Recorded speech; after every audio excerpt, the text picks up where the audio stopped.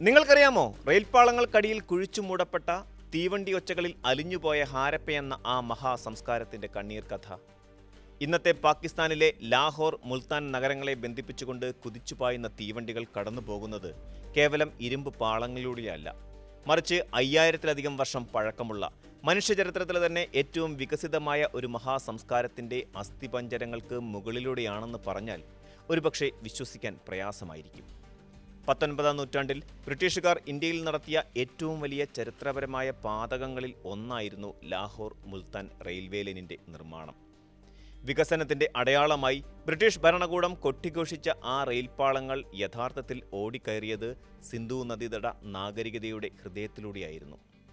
മനുഷ്യരാശിയുടെ ഭൂതകാലത്തെക്കുറിച്ചുള്ള അമൂല്യമായ അറിവുകൾ അടങ്ങിയിരുന്ന ഒരു പ്രദേശത്തെ കേവലം വാണിജ്യപരമായ ആവശ്യങ്ങൾക്കായി എങ്ങനെയാണ് ഒരു സാമ്രാജ്യത്വ ശക്തി നശിപ്പിച്ച് കളഞ്ഞത് എന്നതിൻ്റെ ഏറ്റവും വലിയ ഉദാഹരണമാണ് ഹാരപ്പയുടെ ഈ ദുരന്ത കഥ.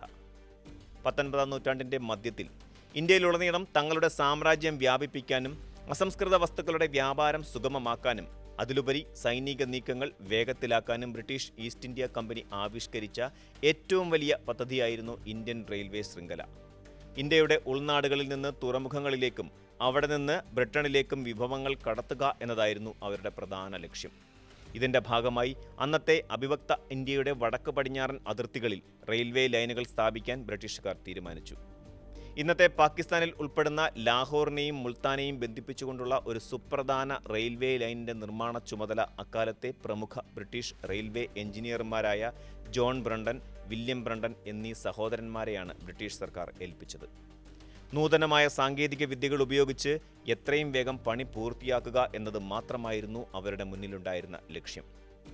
അധികാരവും സമ്പത്തും കൊണ്ട് ലോകം കീഴടക്കാൻ വെമ്പൽ പൂണ്ടിരുന്ന ആ ബ്രിട്ടീഷ് എഞ്ചിനീയർമാർക്ക് പക്ഷേ നിർമ്മാണ ഘട്ടത്തിൽ തീർത്തും അപ്രതീക്ഷിതമായ ഒരു വലിയ പ്രതിസന്ധി നേരിടേണ്ടി വന്നു. തീവണ്ടി പാതകൾ നിർമ്മിക്കുമ്പോൾ ഇരുമ്പ് പാളങ്ങൾക്കും മരത്തിന്റെ സ്ലീപ്പറുകൾക്കും അടിയിൽ ഉറപ്പ് നൽകാനും മർദ്ദം താങ്ങാനും വലിയ അളവിൽ ചരൽക്കല്ലുകൾ അഥവാ ബല്ലാസ്റ്റ് ആവശ്യമായിരുന്നു.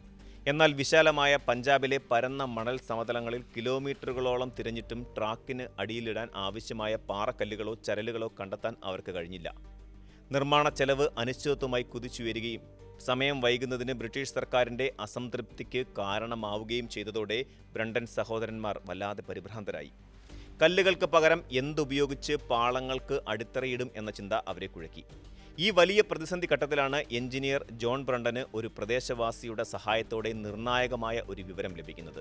ഹാരപ്പ എന്ന ചെറിയ ഗ്രാമത്തിന് സമീപം നൂറ്റാണ്ടുകളായി ഉപേക്ഷിക്കപ്പെട്ട നിലയിൽ കിടക്കുന്ന വലിയ മൺകൂനകളെക്കുറിച്ചും ആ മൺതിട്ടകളുടെ ഉള്ളിൽ വലിപ്പമേറിയതും അതീവ ഉറപ്പുള്ളതുമായ ചുട്ട കളിമൺ ഇഷ്ടികകൾ സുലഭമായി ഉണ്ടെന്നുമായിരുന്നു ആ വിവരം.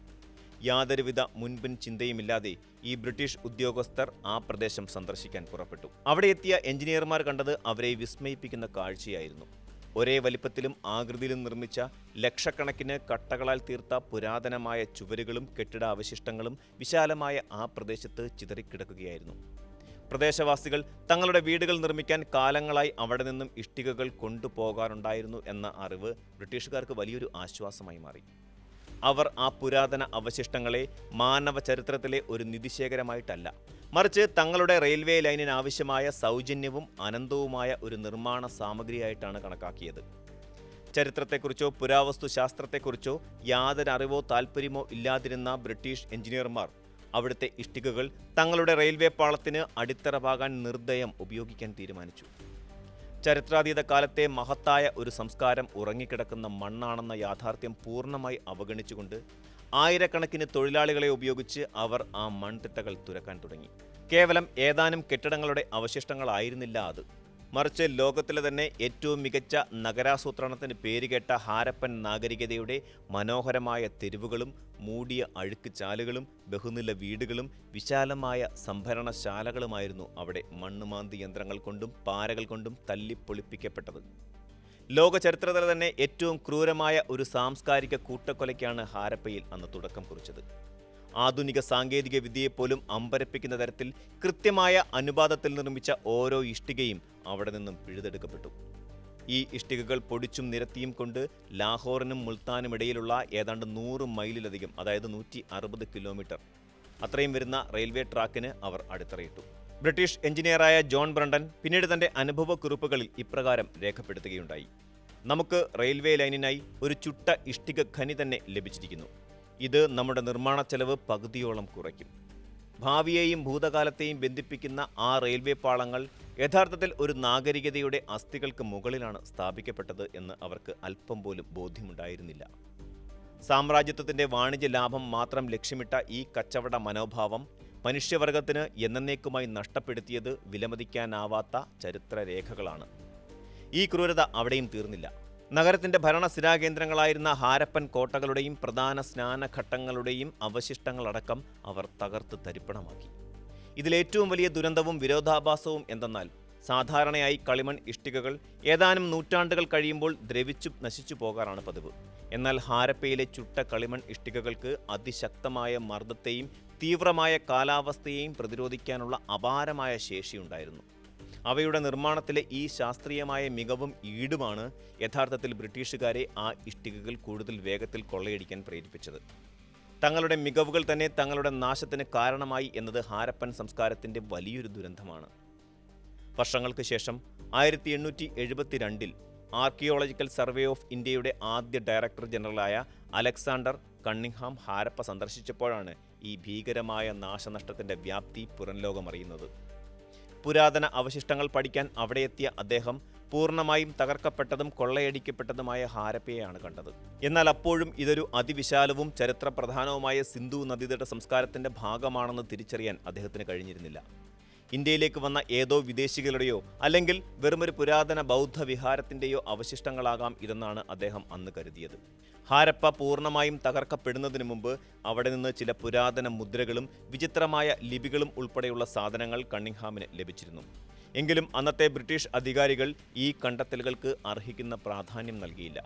പിന്നീട് 5.5 പതിറ്റാണ്ടുകൾക്ക് ശേഷം, അതായത് 1920കളിൽ സർ ജോൺ മാർഷലിന്റെ നേതൃത്വത്തിൽ നടന്ന ശാസ്ത്രീയമായ ഖനനങ്ങളിലൂടെയാണ് ലോകത്തെ വിസ്മയിപ്പിച്ച ഹാരപ്പൻ മോഹൻജദാരോ സംസ്കാരം പൂർണ്ണമായി വെളിച്ചത്തു വരുന്നത്. അപ്പോഴേക്കും ഹാരപ്പയുടെ വിലമതിക്കാനാവാത്ത വലിയൊരു ഭാഗവും എന്നേക്കുമായി റെയിൽപാളങ്ങൾക്ക് താഴെ അടക്കം ചെയ്യപ്പെട്ടിരുന്നു. ലോക ചരിത്രത്തിലെ സുമേറിയൻ, ഈജിപ്ഷ്യൻ സംസ്കാരങ്ങളോളം തന്നെ പഴക്കമുള്ളതും എന്നാൽ അവയേക്കാൾ വളരെ വലിയ വിസ്തൃതിയുള്ളതുമായ ഒരു നാഗരികതയാണ് ഇവിടെ നിലനിന്നിരുന്നതെന്ന് ലോകം തിരിച്ചറിഞ്ഞത് അപ്പോഴാണ്. അക്കാലത്തെ ലിഖിതങ്ങളും സാമൂഹിക ഘടന വെളിപ്പെടുത്തിയ വലിയ കെട്ടിട സമുച്ചയങ്ങളും വിലമതിക്കാനാകാത്ത അനേകം ചരിത്ര വസ്തുക്കളുമാണ് എഞ്ചിനീയർമാരുടെ അത്യാഗ്രഹവും ചരിത്രബോധമില്ലായ്മയും കാരണം നശിപ്പിക്കപ്പെട്ടത്. അന്ന് റെയിൽപാളത്തിന്റെ വിരിപ്പായി ഉപയോഗിച്ച ആ കോടിക്കണക്കിന് ഇഷ്ടികകളിൽ നമുക്കിന്നും വായിച്ചെടുക്കാൻ കഴിയാത്ത ഹാരപ്പൻ ലിപികളുടെ എത്രയെത്ര രഹസ്യങ്ങളും ചരിത്ര സത്യങ്ങളുമായിരിക്കും അടങ്ങിയിട്ടുണ്ടാവുക. ചരിത്രകാരന്മാർ പറയുന്നത് പ്രകാരം ലോകത്തിലെ തന്നെ ഏറ്റവും വികസിതമായ ഒരു വെങ്കല യുഗ സംസ്കാരത്തിന്റെ യഥാർത്ഥ വിസ്തൃതി കണ്ടെത്താനുള്ള ഏറ്റവും വലിയ അവസരമാണ് ഈ നിർമ്മാണം വഴി നഷ്ടമായത്. അധിനിവേശ ശക്തികൾ തങ്ങൾ കീഴടക്കിയ ഒരു രാജ്യത്തിന്റെ ചരിത്രത്തെയും പാരമ്പര്യത്തെയും എത്രമാത്രം നിസ്സാരമായിട്ടാണ് കണ്ടിരുന്നത് എന്നതിന്റെ ജീവിക്കുന്ന തെളിവാണ് ഹാരപ്പയുടെ ഈ ദുരന്തം. സ്വന്തം നാടിന്റെ ചരിത്രം കാത്തുസൂക്ഷിക്കുന്നതിൽ കാണിക്കുന്ന ചെറിയൊരു അശ്രദ്ധ പോലും വരും തലമുറകൾക്ക് എത്ര വലിയ ബൗദ്ധിക നഷ്ടമാണ് ഉണ്ടാക്കുക എന്ന് ഈ ചരിത്ര സംഭവം നമ്മെ ഓർമ്മിപ്പിക്കുന്നു. വികസനത്തിന്റെ പേരിൽ പ്രകൃതിയെയും ചരിത്ര സ്മാരകങ്ങളെയും യാതൊരു ദയയുമില്ലാതെ നശിപ്പിക്കുന്ന ഇന്നത്തെ തലമുറയും ഈ ഭൂതകാലത്തിൽ നിന്ന് ഒരുപാട് പാഠങ്ങൾ ഉൾക്കൊള്ളേണ്ടതുണ്ട്. പാരമ്പര്യങ്ങളും ചരിത്രത്തിന്റെ ശേഷിപ്പുകളും നശിപ്പിച്ചുകൊണ്ട് കെട്ടിപ്പടുക്കുന്ന ഒരു നാഗരികതയും പൂർണ്ണമല്ലെന്ന സത്യം അനിഷേധ്യമാണ്. നമ്മൾ കാണുന്ന ഓരോ പുരാവസ്തുക്കൾക്ക് പിന്നിലും വരും തലമുറകൾക്ക് പകർന്നു നൽകാനുള്ള അമൂല്യമായ അറിവുകളുണ്ട്. അവ സംരക്ഷിക്കപ്പെടേണ്ടത് മനുഷ്യരാശിയുടെ കടമയാണ്. ഇന്ന് പാകിസ്ഥാനിലെ ആ പ്രദേശത്തു കൂടി കടന്നുപോകുന്ന ലാഹോർ മുൾത്താൻ തീവണ്ടികളുടെ ഇരമ്പലുകൾക്ക് കാതോർത്താൽ ചരിത്രത്തിന്റെ അഗാധതയിൽ നിശബ്ദമാക്കപ്പെട്ട ഹാരപ്പയുടെ തേങ്ങലുകൾ നമുക്ക് കേൾക്കാൻ കഴിഞ്ഞേക്കാം. ആ തീവണ്ടി ചക്രങ്ങൾ തിരിയുന്നത് കോടിക്കണക്കിന് ഇഷ്ടികകളിലല്ല, മറിച്ച് നമ്മുടെ സ്വന്തം പൂർവികരുടെ വിസ്മയകരമായ ജീവിത കഥകൾക്ക് മുകളിലൂടെയാണ്. കൂടുതൽ വാർത്തകൾക്ക് news 18 Keralam YouTube channel subscribe ചെയ്യുക.